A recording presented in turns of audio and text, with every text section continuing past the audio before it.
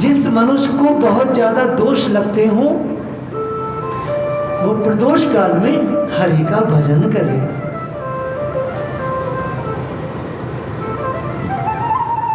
दोष मुक्त होता है। वैसे तो भजन हमेशा करे, लेकिन कुछ विशेष मुहूर्त होते हैं, उसमें विशेष भजन होता है।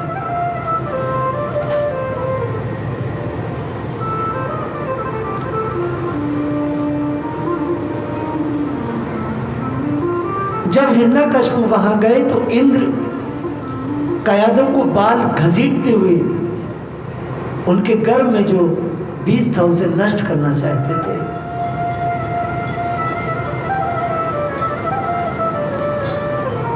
मारना चाहते थे कयादों को भी और उनके बच्चे को जो कि होने वाला है।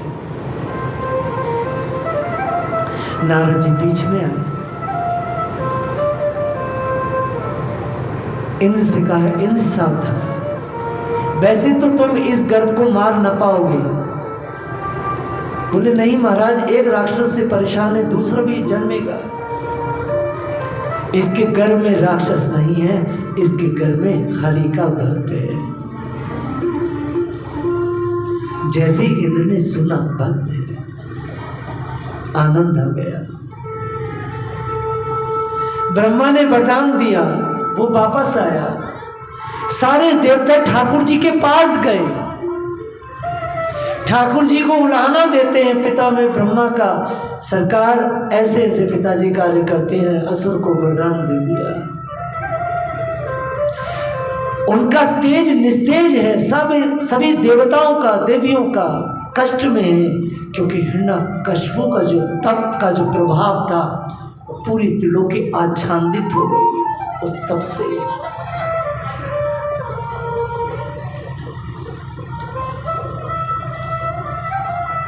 शिव जी का एक बेताल त्रेता युग से बचा हुआ, त्रेता में ठाकुर जी ने असुरों का संहार किया, फिर बच गया।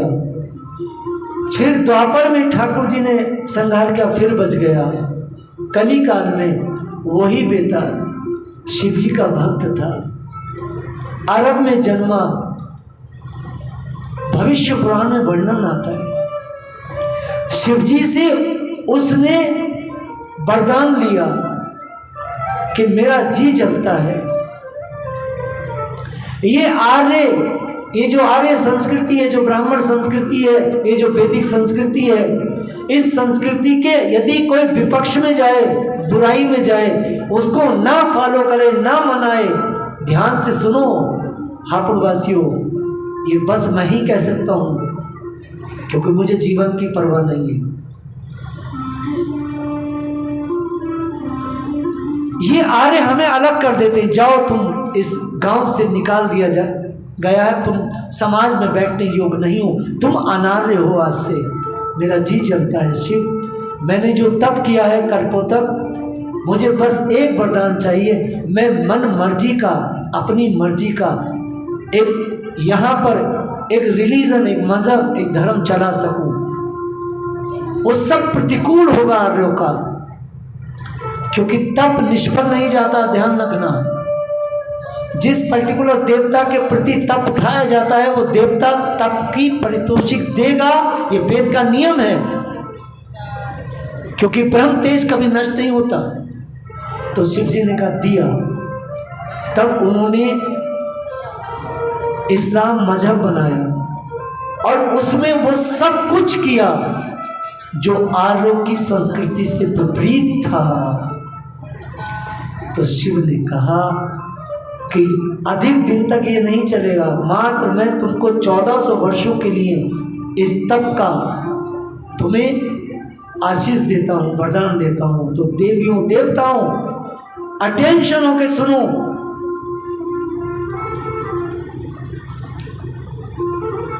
उन 798 तक अफगानिस्तान पूरा का पूरा आर्यों से भरा हुआ था, वीर जाति थी।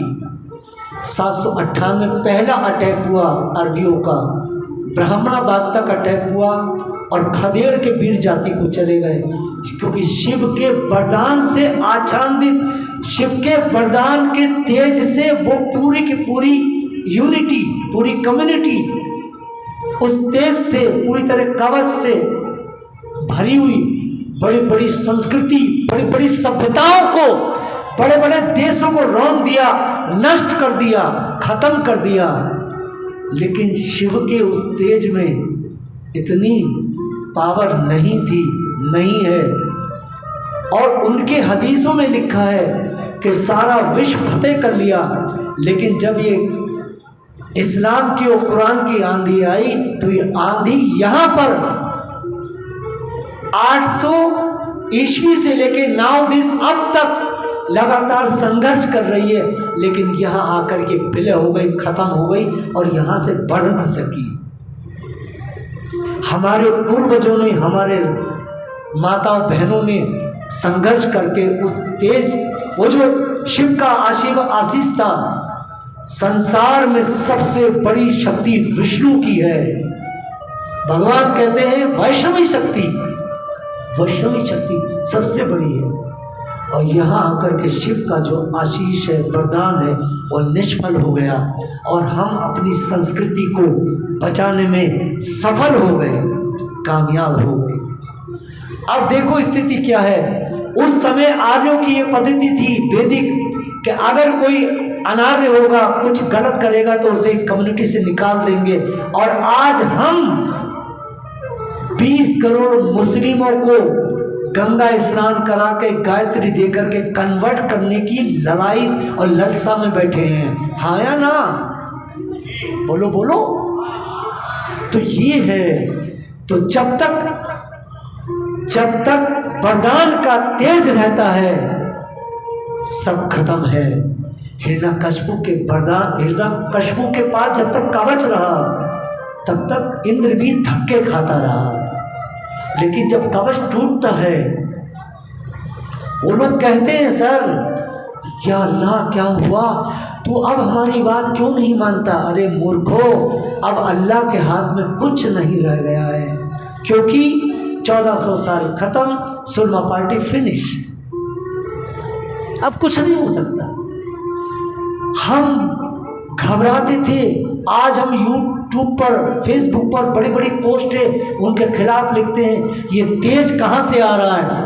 क्योंकि वरदान फिनिश और आर्यों की संस्कृति की जो तेजी थी वो उजागर हो गई।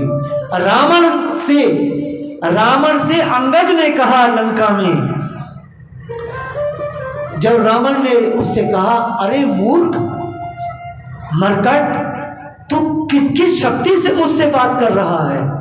तुझे भय नहीं है? वहां जाके देख लेना। उस संवाद में वो कहता है कि जिसकी शक्ति, सामर्थ्य, तेज, वरदान से तूने जगत जीता है, उस ईश्वर की थोड़े से तेज से मैं तुझसे टॉक करने की पोजीशन में हूँ।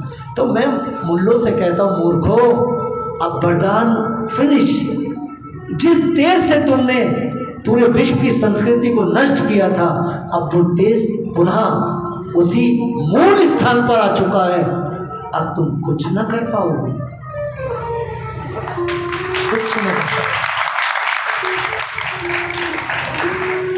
कुछ नहीं कर पाओगे। देखिए, मेरा जो कथा है वो राष्ट्रवाद के ऊपर है। आपको मैं अपना कैरेक्टर बताता हूँ। फेसबुक पर मैं कुछ रील्स डालता हूँ, उसमें फिल्मी सॉन्ग डालता हूँ। क्यों डालता हूँ? ये कहाँ जा रहे हैं? जा रहे हैं, जल्दी जाओ बेटा, निकल लो। हाँ, टाइम हो गया। हाँ ना, यहाँ तो फायर होने वाला है ना, बच्चे डर रहे हैं। तो सर वो चीज़ आज हमारे पास आ गई। चलो प्रेम से कहो, क्या हुआ बेटा? अच्छा, माला डाल रहे? अब इतनी माला कैसे डलवा लूँगा बे? डलवा, डाल भाई डाल। 2 माला है, सबकी है, सबसे छुई हुई है।